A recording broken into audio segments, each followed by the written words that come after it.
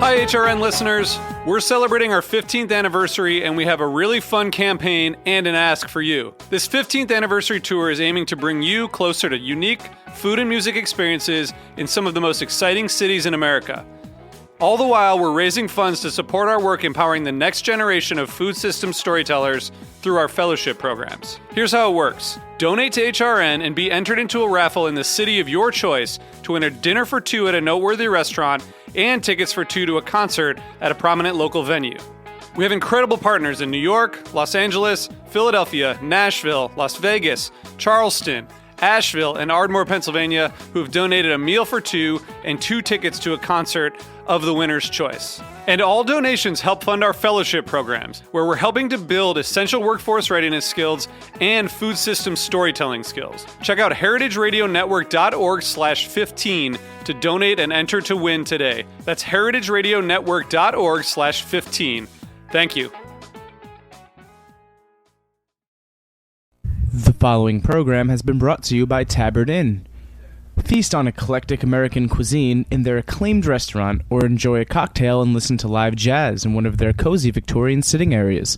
Mingle with travelers from around the world who find the Tabard the only place to stay when their travels bring them to Washington. For more information, visit www.tabardinn.com.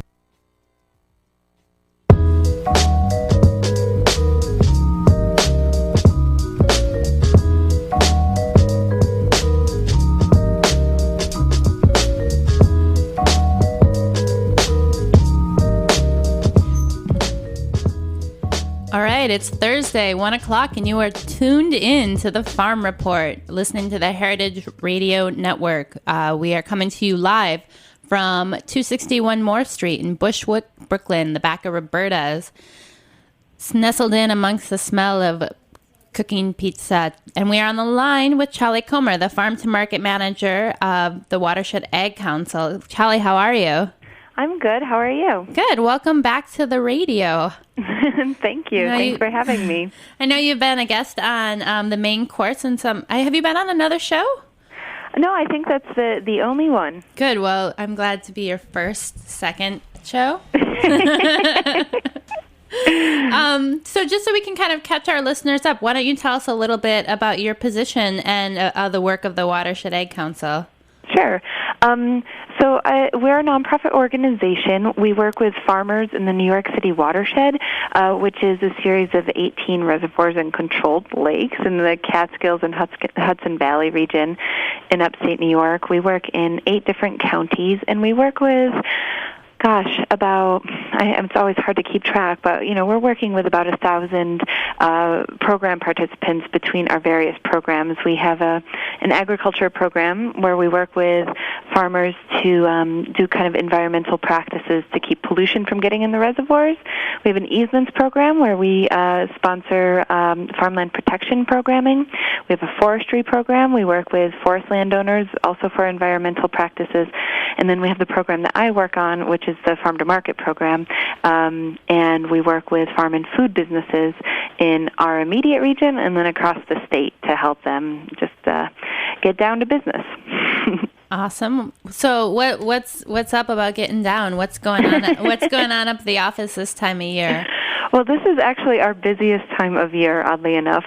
I think a lot of people think that in the winter, there's nothing going on in agriculture, but for folks like me, this is kind of the busiest time of year because it's when everybody is kind of stuck inside and thinking about what they're going to be growing in the next growing season.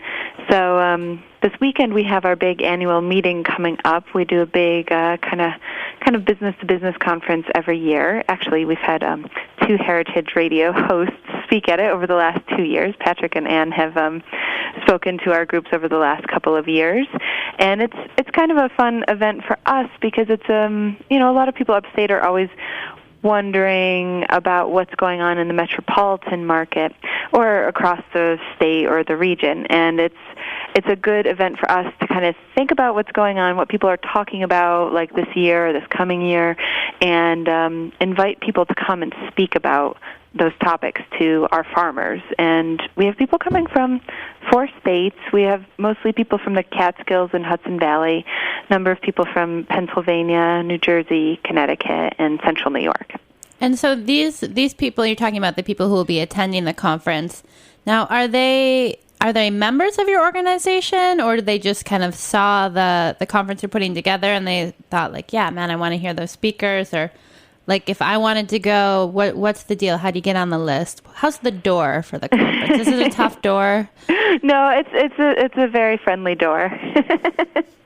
Well, I guess one of the tricks is you have to be a business person. Okay. So,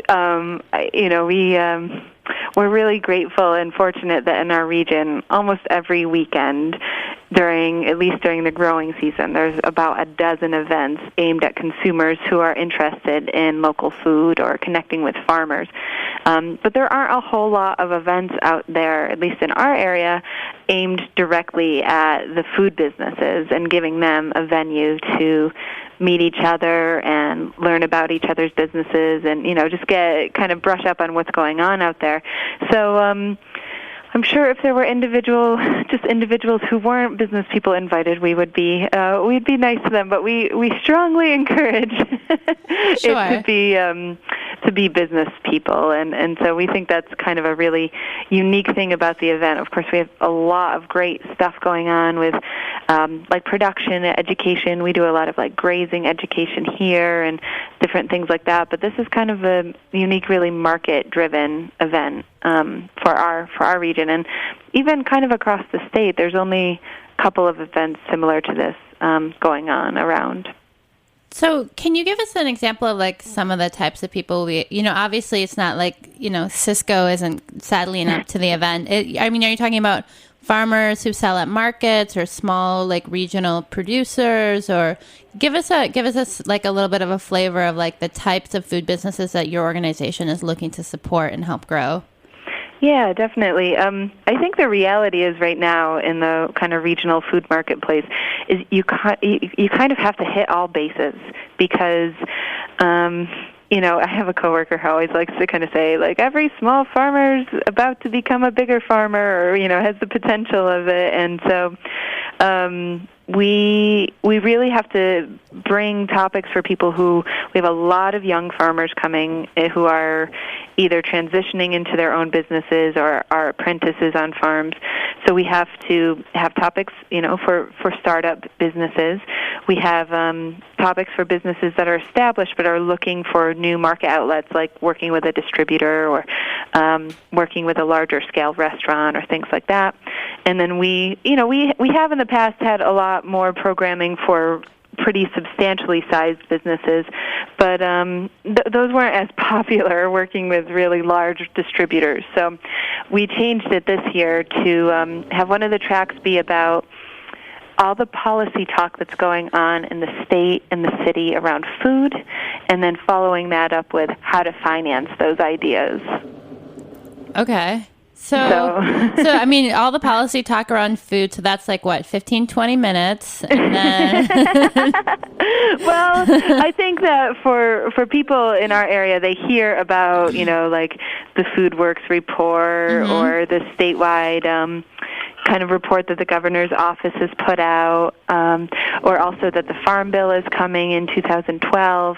And there are farmers and business people who want to get more engaged in that. So we want to give them the opportunity to learn about what's going on out there. I know that policy is not for everybody, but but it's important. A shot. And I know definitely for our listeners, it's like a really tangible way for urban residents to kind of get engaged and be involved. I'm curious, can you tell us a little bit about your organization, like where your funding is coming from and what your mission is?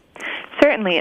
Almost all of our funding comes from the New York City DEP, the Department of Environmental Protection, and the funding that DEP provides us comes through water bills.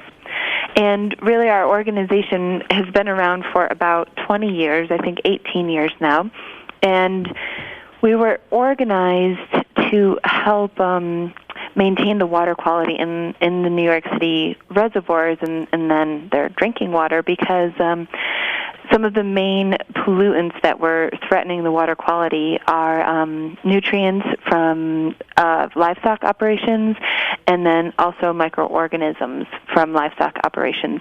So we work a lot with, the average herd size for like a dairy farm in our region is less than 50 cows. So we are working with very small-scale producers. We do have a few medium-scale, we certainly have larger-scale producers within that average number.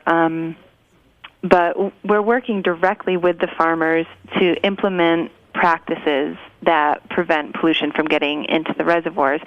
And the regulators that oversee the city, like the United States EPA, have just re-granted us a water supply permit, which is a long story, but is sort of telling that our program is working. And we like to hope that it's also saving the city money, because it allows them to avoid building another filtration plant in the Catskills.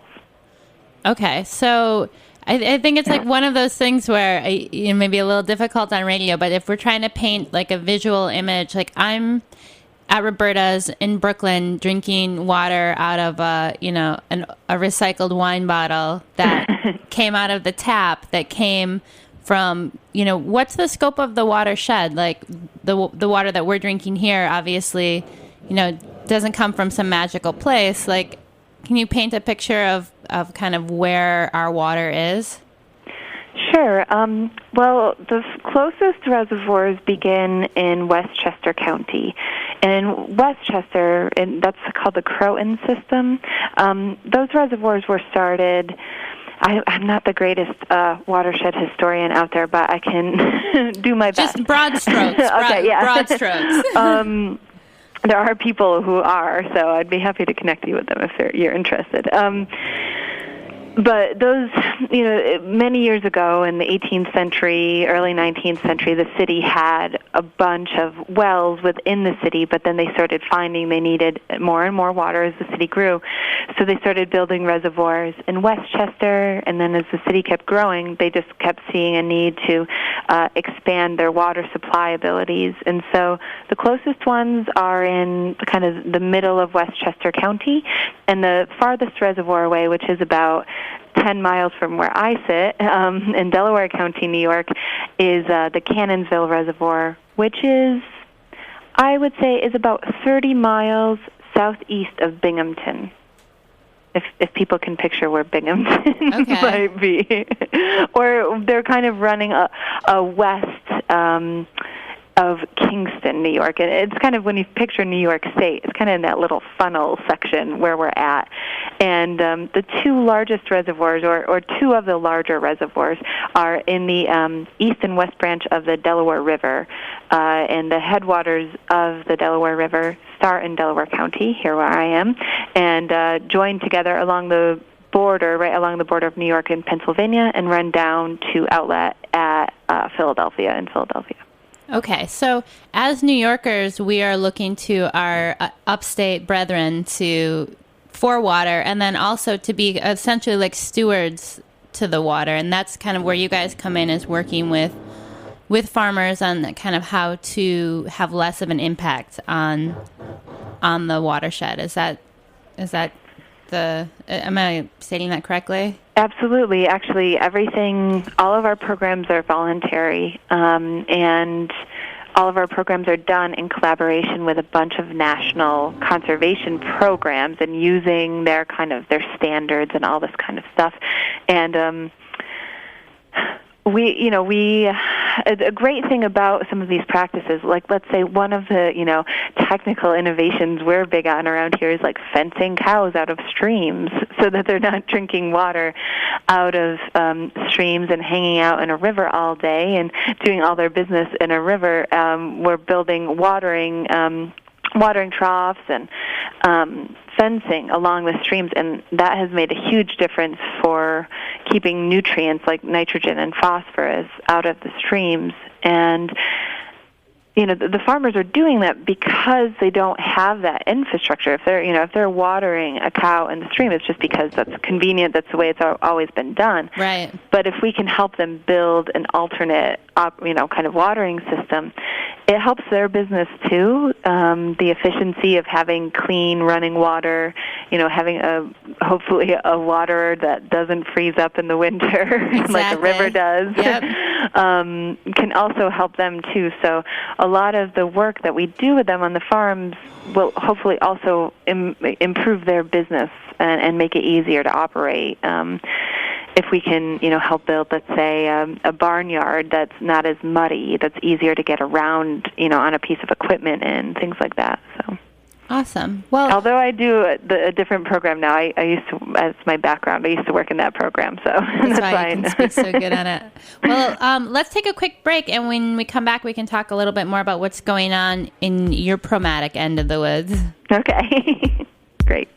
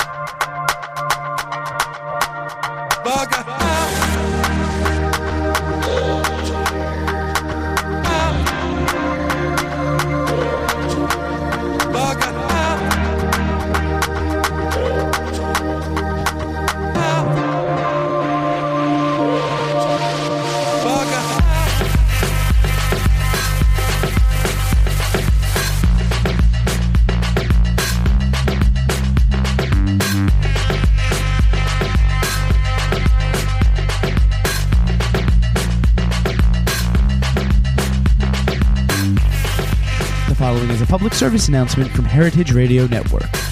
Tune into the food scene Tuesdays at 3 p.m. on the Heritage Radio Network. Hosted by Michael Harlan Turkel, photo editor of Edible Brooklyn and Edible Manhattan magazines, he'll further explore the amalgamation of food and art by talking to artists from a multitude of media. Guests will range from photographers, food stylists, interior architects for restaurants, industrial designers, all the players that make you want to eat with your eyes. Get ready to feast your ears every Tuesday at 3 p.m. on the Heritage Radio Network.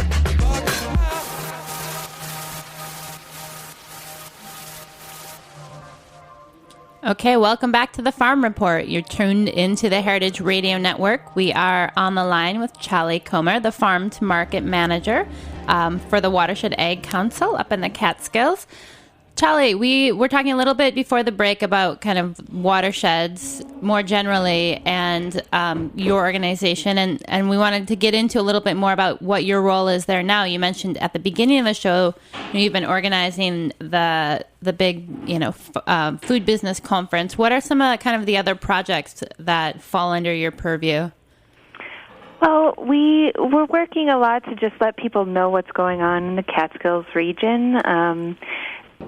There really is a lot happening here, and we're really excited to just be able to spread the word to other businesses, and then also to just people out in the community, people who are visiting our area over the summer when it stops snowing. I think you guys are getting snow down there too. We right? did. I woke up this morning and yesterday morning to snow on the ground. Yeah, but I already put my winter coat away, so I'm just cold now. Yeah, exactly. I had packed away the long johns and all that kind of stuff myself, but one good thing about the cold weather for us is it's good for the maple producers. So about a week ago, the sap had stopped running like last Friday, and so now with this cold weather again, we're getting another run. So a big thing happening in our area is a lot of the farms participate in Maple Weekend, which is a statewide kind of a kind of open sap house across the state, and we're excited. One of the farms we work with had a nice profile in the New York Times last week, Shaver Hill Farm. They're here in Delaware County. And so maple is kind of the big topic right now. Everybody's out tapping and boiling, and that's really fun. Everybody kind of stays up all night boiling and hangs out around the sap house. I know. I'm like feeling sad this year that I'm not going to get to go to a pancake breakfast where I can put my pancakes underneath the evaporator for like fresh syrup. But we'll have to suffice by just going to the farmers market this weekend and getting this year's run. Yeah, and we're having a lot of winter farmers markets around here too, which is great because we are really quite rural, but there are a half a dozen winter farmers markets happening in our area, which has been great, and people are extending their seasons out, and a number of our farmers have kind of been learning from going to city farmers markets about what they might city winter farmers markets, about what they can do and how they can make it work for themselves to be doing farmers markets all year. I recommend the full body Carhartt suit and pocket warmers in your shoes. That's right. Personally. Flannel lined. Yeah. What about the rally next Wednesday? American Farmland Trust is hosting their rally, the Policy Day up in Albany. Are you guys going to be representing? Yes, we are. We're going to head up there with a few of our board members, our board is almost all farmers. So we're heading up with some farmers from our area, some dairy farmers, some vegetable farmers, some people who are involved in farmland protection here in the Catskills. And, we're excited to go. It's going to be my first time going. And, there's a lot going on with the state budget right now related to agriculture. So I think we're excited to just come and represent our area and let people know just how much is going on. Yeah, I mean, is there anything kind of particular that you guys are looking to push as an issue from your region that sticks out to you? Well, for us, I think one of the most important things is just the economic aspect of agriculture. In the Catskills, most of our counties, the number one industry is tourism, and the number two industry is agriculture, and they're really connected. Food is really at the core of our economy in our region because people are coming here as tourists because it's rural and beautiful, and they can go and get sweet corn and visit farms and things like that. So that's one of our big important points, is that for us it's really the base of everything that happens in our area. And I will say for New York City residents, there is a bus heading up to Albany that will be leaving Wednesday morning. You can find more about that at www.farmland.org. It's a free bus. They'll feed you, take you up to the rally day. You get a good chance to get your policy and civic duty out of the way, for the day, for the month, for the year, whatever you want to do. And it's definitely a fun time. So I would highly recommend checking that out. I will be on the bus, so I'll see you up there. What about, we didn't mention how people find out more about you guys, or if they're interested in learning more about the watershed, kind of where they should look for that. Sure. Our main organization webpage is nycwatershed.org. So it's just all one, no periods or anything, just nycwatershed.org. And for our Buy Local campaign and our local food programming, the webpage is Pure Catskills, Pure Catskills.com.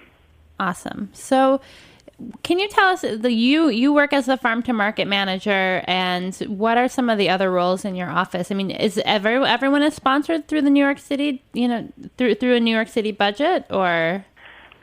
It varies because our organization is really one of these kind of public-private partnerships that you might hear about in school or places like that. And so I work I'm calling you or speaking to you from a USDA service center, and we work with USDA agencies, statewide agencies, and like Cornell University Extension as well. So people are coming from various different places, and we're working across a large area. This office serves 5 counties through this program. So, people are coming out of different funding sources.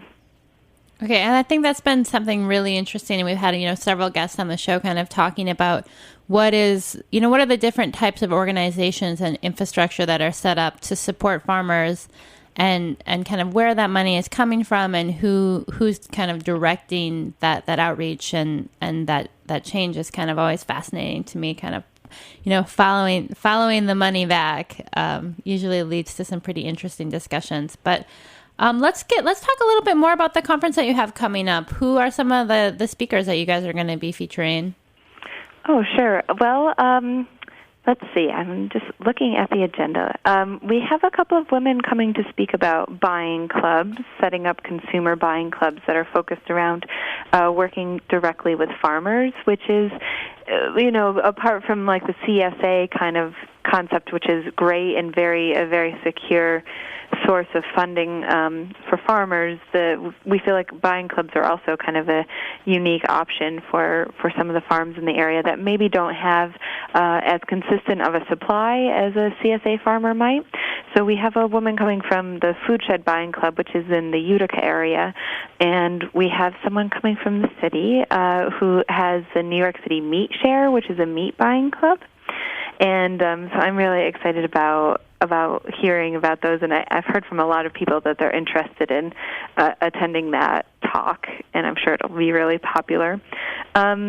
We have a farmer from here in Delaware County, Ken Jaffe, who has Slope Farms, and Andrew Tarlow from Diner there in Brooklyn, speaking about their kind of ongoing relationship as businesses and how they've kind of gotten a good commitment going between them, marketing, kind of whole carcass marketing, or I guess we could call it nose to tail. Maybe that would be a little more proper. But up here we call it whole carcass.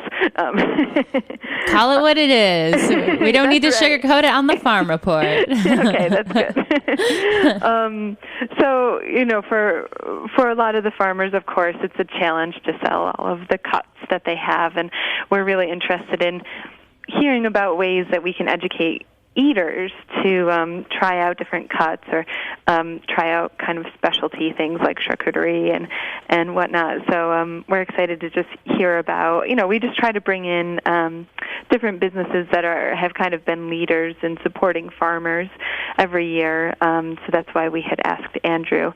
Let's see, we have a man coming and talking about succeeding in sales at the farmers market, doing better at the farmers market, which some people have different experiences and different levels of success at the farmers market. So we're hoping we can help them out by letting them hear from him about some of his sales tactics. We're having June Russell from Green Market come and speak about their grain initiative, which, of course, I think a lot of people are excited about, seeing more and more local flour and grains. We had June on the show in November when they were kicking off the Grain Week here in the city. That was a great show. Oh, that's great. And she's doing great work, and it's great grain. So I'm glad that she'll be up there kind of spreading the gospel. Yeah, and for the reason for us too that it's interesting is so many dairy farmers are growing small grains now because of high grain prices. So although we don't have a mill here, we have tons of people with the skills and equipment, like implements, let's say, to grow grains. I mean, we have people growing oats and, different types of things like that already, or buckwheat, things that, maybe it could be a great secondary option for a dairy farmer to grow some specialty grains for some of these businesses that have mills. And I think that's another part of the story for the kind of from the rural perspective, is being really excited that it's something that traditional farmers can get access to as well. Yeah, no, absolutely. And like such an exciting time to, I think, be in the food movement and to be in farming. There's all this great energy and a lot of people, really smart, talented people kind of thinking about creative solutions to some of the stuff that we're up against here. So it sounds like an exciting conference full of great speakers, and we'll be looking forward to kind of hearing some of the outcomes down the road, where we could have, future farmers on who say, well, back in 2011, I went to this conference. Way back when. And ever since then, my business has doubled. That would be great. That would be like the magic wand moment, right? That's right. Awesome. So, Challey, we have about a minute left on the show. Is there anything you wanted to touch on briefly before we sign off? Just that if people want to visit our site, we have a lot of resources if you're coming to visit the Catskills, and if you're looking for farms in our area, we have whatever they might need, and we're always happy to answer questions. So. Awesome. Well, thanks again for being on the show today, and we look forward to talking to you soon. Thank you.